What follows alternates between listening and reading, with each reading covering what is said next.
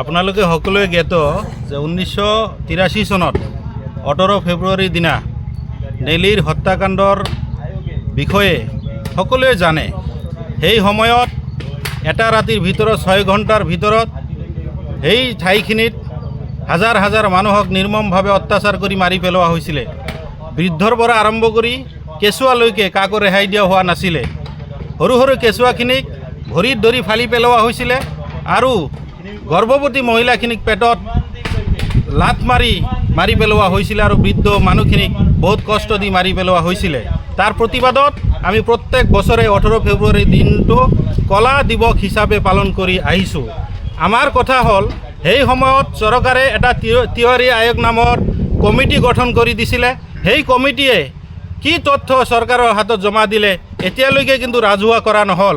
আমি প্ৰত্যেক বছৰে দাবী কৰি আহিছোঁ যে সেই তথ্যখিনি ৰাজহুৱা হ'ব লাগে আৰু সেই কালপিতখিনিক উচিত তদন্ত কৰি শাস্তিমূলক ব্যৱস্থা কৰিব লাগে।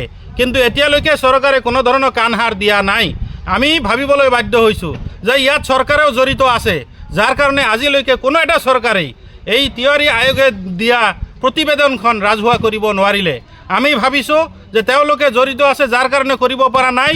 আমি দাবী কৰিছোঁ যে গোটেই অসমত এনেকুৱা এটা পৰ্যায়লৈকে আনিবলৈ আমি বাধ্য হ'ম। যদি চৰকাৰে আমাৰ কথা নুশুনে তেনেহ'লে চৰকাৰে আমাৰ আন্দোলনৰ মুখামুখি হ'ব লাগিব। গোটেই অসমত ৰাস্তা ঘাট যিমান আছে আমি স্তব্ধ কৰি দিবলৈ বাধ্য হ'ম। ধৈৰ্যৰ এটা সময়সীমা আছে। ধৈৰ্যৰ সময়সীমা পাৰ হৈ গ'লে চৰকাৰৰ কোনো ধৰণৰ মেচিনে কিন্তু কাম নকৰে। আমি দাবী জনাইছোঁ খুব কম সময়ৰ ভিতৰত সেই সময়ত মাৰি পেলোৱা মানুহখিনিক ন্যায় দিব লাগে। প্ৰত্যেকটো ব্যক্তিক ৰাজহুৱাভাৱে চৰকাৰীভাৱে ন্যায় প্ৰদান কৰিব লাগে আৰু যিসকলে সেই সময়ত হত্যাকাণ্ডৰ লগত জড়িত আছিল প্ৰত্যেকটো হত্যাকাৰীক ৰাজহুৱাভাৱে ফাঁচীৰ ব্যৱস্থা কৰিব লাগে। যদি কৰা নহয় তেনেহ'লে আমি কোনো পৰ্যায়ে হাত সাৱটি বহি নাথাকোঁ। আমি প্ৰত্যেক বছৰে এই কলা দিৱসটো পালন কৰি আহিছোঁ। আমি জাগাই জাগাই গোটেই অসমত পালন কৰিছোঁ। ইয়াৰ মানে এইটোই নহয় যে আমি অকল বহি প্ৰতিবাদ কৰিম আৰু চৰকাৰে চাই থাকিব।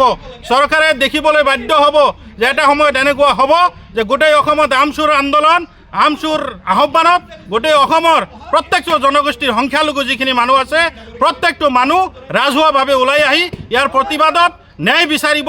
তেতিয়া কিন্তু চৰকাৰে কোনো ধৰণৰ মেচিনাৰী কাম নকৰে। গতিকে এতিয়াও সময় আছে।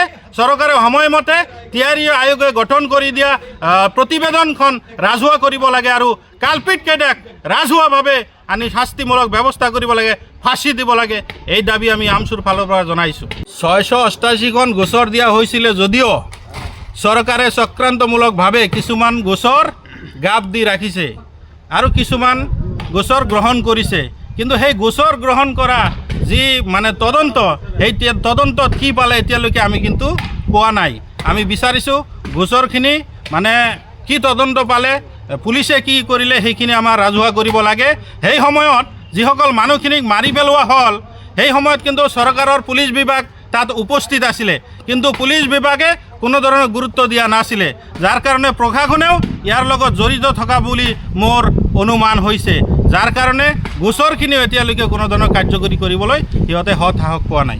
সেইটোতো মই ক'লোৱেই যে বহুত চৰকাৰ আহিল আৰু গ'ল, কোনো এটা চৰকাৰেই সেই তিৱাৰী আয়োগে গঠন কৰি দিয়া মানে যি ৰিপৰ্ট দিছিলে সেই ৰিপৰ্টৰ ভিত্তিত কি আহিল আমি এতিয়ালৈকে গমেই নাপালোঁ।